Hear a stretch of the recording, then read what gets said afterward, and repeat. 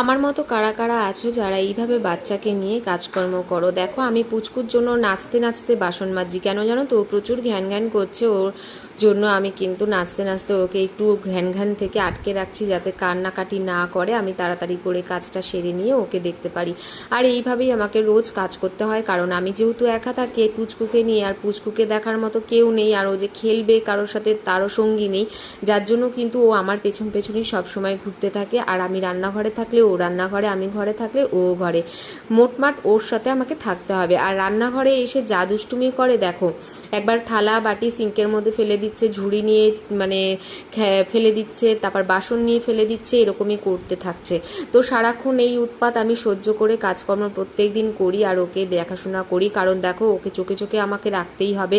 কি থেকে কি করে বসবে, একবার আলু ছুলুনি যেটা আছে না, ওই আলু ছুলুনি নিয়ে নিজে নিজে আলুর মধ্যে কোপাকুপি শুরু করে দেয়, আর যার জন্য কিন্তু আমি খুব চোখে চোখে রাখি। যাই হোক, ছেলেকে এই কাজকর্ম করতে করতে একদিকে কিন্তু গ্যাসে ভাত, আর ছেলের ভাত আর আমাদের ভাতও বসানো হয়ে গেছে, আর বাদবাকি রান্নাগুলো করে নিয়েছি। আর চলো, এইটুকুই তোমাদের কাছে শেয়ার করলাম যে কিভাবে ছেলেকে নিয়ে আমি কাজকর্ম করি। টাটা।